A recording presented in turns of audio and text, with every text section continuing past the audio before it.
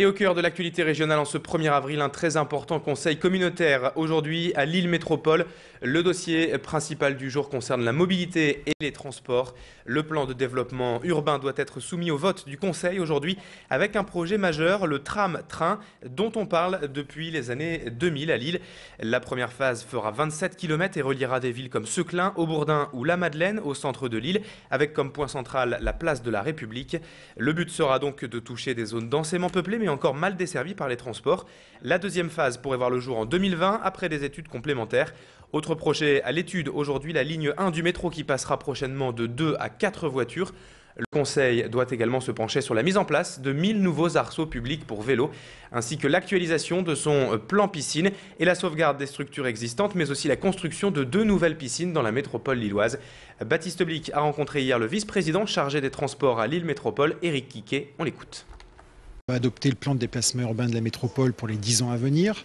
On va adopter une délibération opérationnelle pour lancer des études sur le tram-train dans la métropole avec maintenant des tracés un peu affinés qu'on va étudier. Et on va lancer également une délibération sur le métro, la ligne 1 de métro, qu'on veut passer de 2 à 4 voitures. Donc on lance un appel d'offres pour avoir un industriel qui va nous fabriquer le matériel roulant. Et puis aussi une délibération sur l'équipement dans les communes d'arceaux vélos. Près de 1000 arceaux que la communauté urbaine va installer dans les communes à proximité des stations de transport collectif. Autre fait marquant de l'actualité cette semaine, hier plus précisément, sans surprise, Patrick Caner a été élu président du Conseil général du Nord. Il était le seul candidat de la majorité socialiste face à Jean-René Le Cerf à droite. Patrick Caner a été élu avec 56 voix contre 23 à son concurrent. Ce professeur de droit dans le civil succède donc à Bernard Derosier après plus de 20 ans de présidence. Du côté des alliances, le Parti communiste obtient une 4e vice-présidente, une de plus, et le MoDem reste proche du groupe socialiste. Élodie Bernachon était hier à l'installation du nouveau Conseil général du Nord. Écoutez à présent les réactions du nouveau président Patrick Caner. Il s'exprime donc au micro de notre reporter.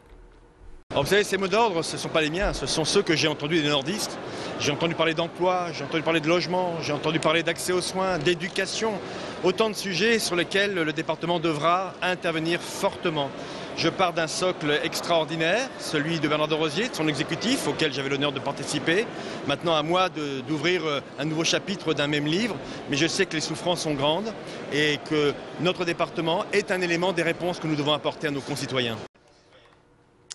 En ce 1er avril, la date est aujourd'hui symbolique, mais elle représente la fin de la campagne hivernale, ce qui signifie la fermeture de 400 places d'accueil dans les centres d'hébergement lillois. 400 personnes SDF se sont donc retrouvées à la rue hier soir car il n'y avait plus de solution pour eux. Les travailleurs sociaux et les associations d'insertion ont donc manifesté partout en France. Et hier midi, à Lille, ils ont notamment réalisé un flash mob, un rassemblement sur la place de la République pour dire non à l'exclusion. Les associations qui réclament en fait l'ouverture d'un centre d'accueil permanent. Hélène Chaplet était sur place hier pour Grand Lille TV. Écoutez les explications de Patricia Gatin, directrice de la FNARS, Fédération nationale des associations d'accueil et de réinsertion sociale. De plus en plus, les personnes sont désocialisées puisqu'elles retournent régulièrement, c'est du stop and go.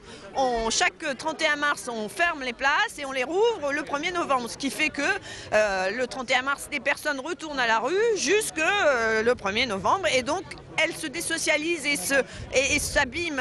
C'est embêtant de dire abîmer, mais elles s'abîment physiquement et psychiquement parce qu'elles retournent régulièrement à la rue. Le ch'ti 2011, le guide étudiant lillois de l'EDEC, n'est sorti que depuis une semaine à peine, mais il crée déjà la polémique.